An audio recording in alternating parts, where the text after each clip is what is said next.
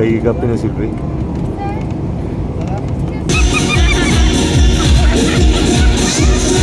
Wow.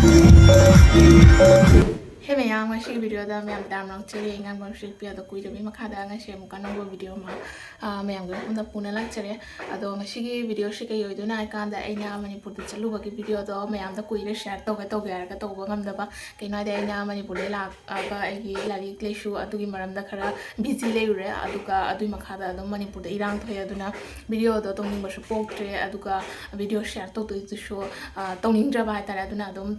leire video shing da share to dana hujikti Manipur da net hange aduna mayam sho dum video upload tawre adu ga ngasi dei hona share tawra ga na tawbani ado mayam ngasi na aina Manipur chalu bagi Ahanba numit ki video she mayam share to jaratani ado aina Manipur da chalu she 2023 ki March ki da hadi March ki duga akhoi yausang gi matam da chalu bana ba yausang na ngarawana aina Manipur da chalu raga lai she Khurai Kendra ki MLA sar lai sangtam Sushindra Maitai mo da lai rubani mayam sho du movie ramani aina ningon chakoba matam da khoi team da gi sar da invite to matam da sar sho haro na lai aduga khoina Manipur chatning ha ba kan da sa na sho lau la ga khod le rao haina invite phang ba da gi khoi chalu bani numi tarani mang sar da le rakani aduga khoi kari da shoyi ga da gi aina sa na puna ma engsan bi bina do adugi tamak da sar hani ngai le tena thagat chari numi tarani gi khong chat che yam pelak thai tare Manipur da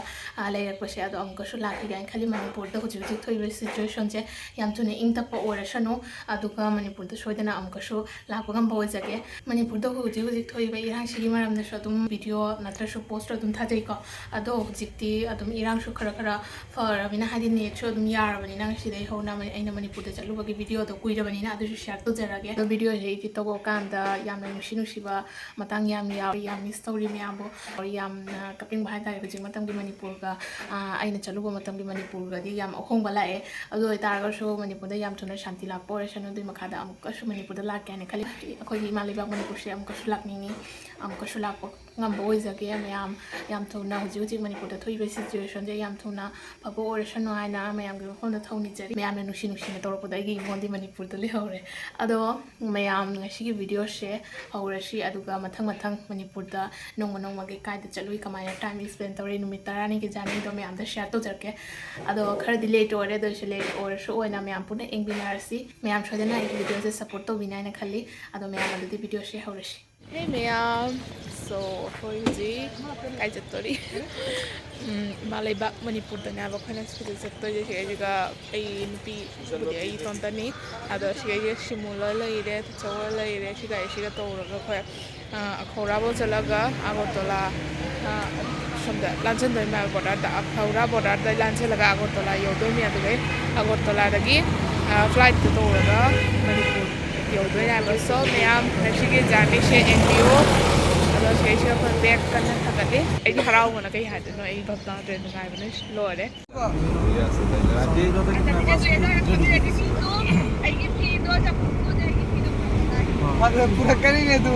khoi akhora yore border mana yurani khoi gari de kumme ado she back thang dare je lanchen dora bani yo idi harau na lore 96 kilometer adumana la da ba kana la ide shi Sri Mongol dagi shi border she yo ba hai tare ne agartala dang hagres loraga do flight ta chalani so ayu de back puraga changi ge hi Prakash kalke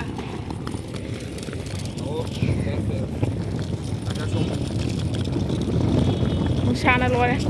mai ga je Manipur yo buda mushan ra gang de sunscreen ju dei hodre ta ba samdara satto she chumne satto ra immigration to bham ra ba she china adu gai di asigai loiraga somda chatlani lanchalani India da finally akhoi India da chat phangdore Manipur chat phangdore Emaleipak ta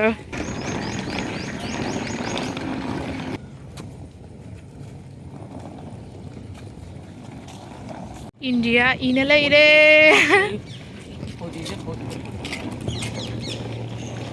Shamda Bangladesh thadomaga akhoi India omda changsalle hojik cheje kai to doi ba simul langdi amkhak la amamina khangam gani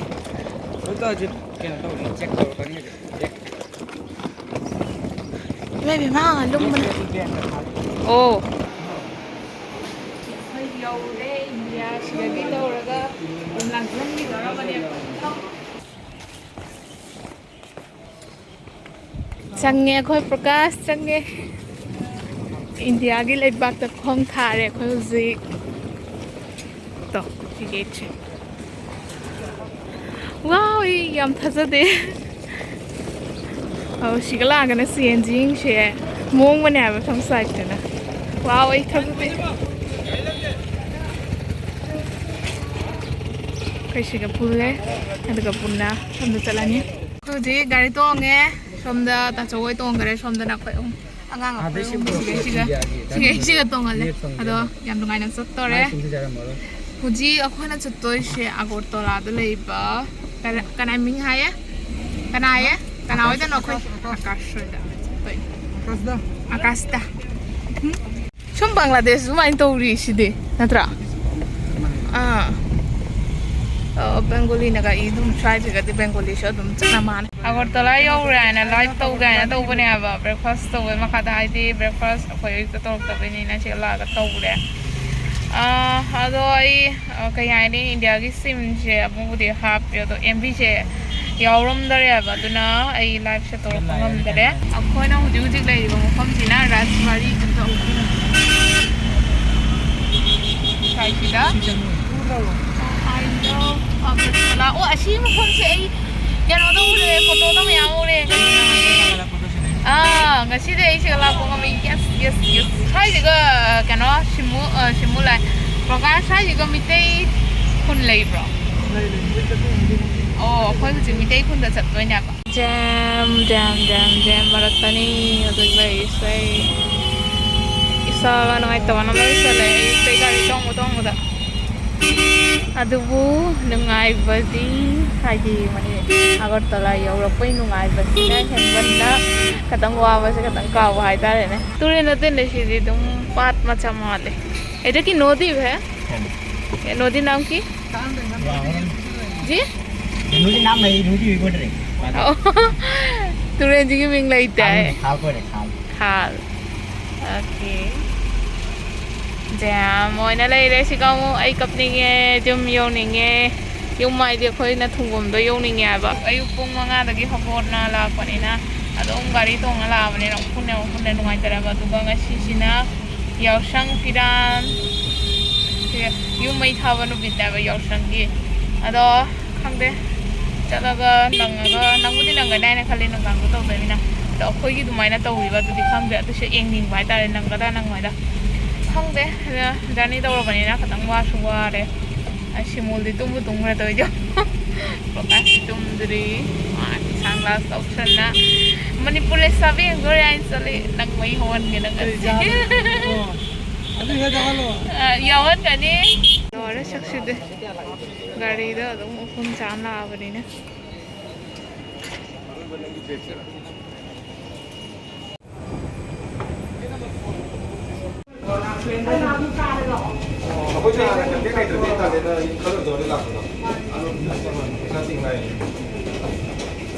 Finally, we got a sit tari se ika prakash ka hoigi ta choga hoi punna he ga from lab so lene hang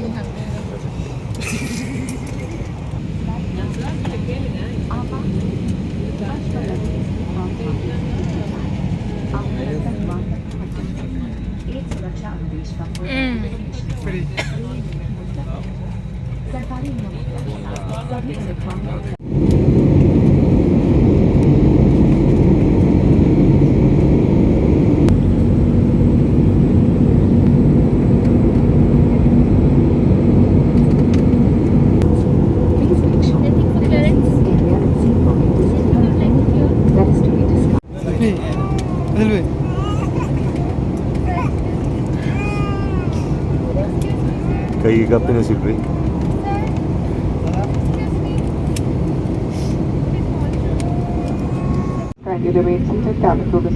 Meeting ngakta ni nata. Ish, nasi day. Ay di ujik day meeting ngakta ni udo si.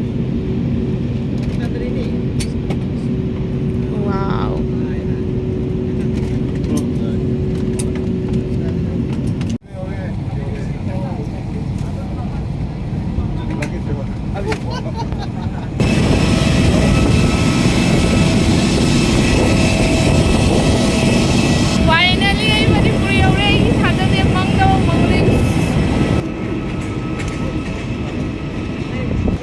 kalai jami te gimi te ina tani ko.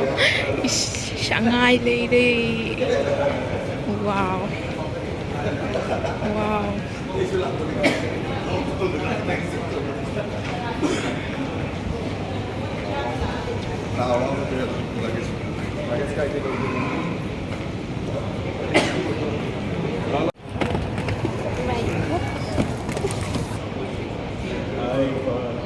Hi, Impal.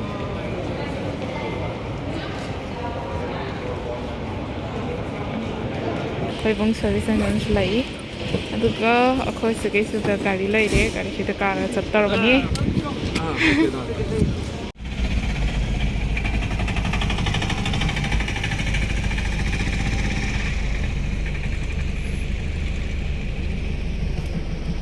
I was singing at the table.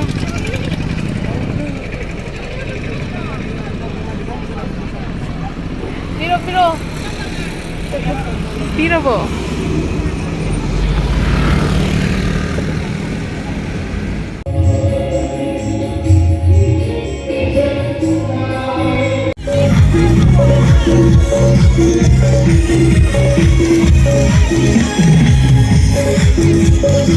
Aku nak uji lagi je, faktum, hai bak khul tu kita tabal dan apa. Wow, kubo dama.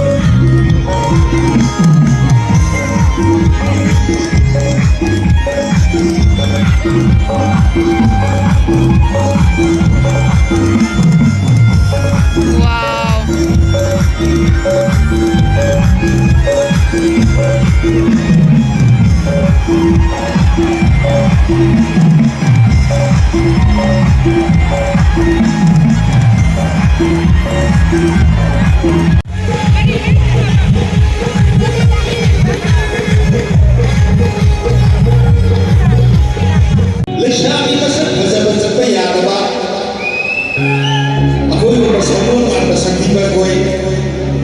Dari dia kerja bagus, kau ikut dasar, kau ikut dasar, kau ikut dasar.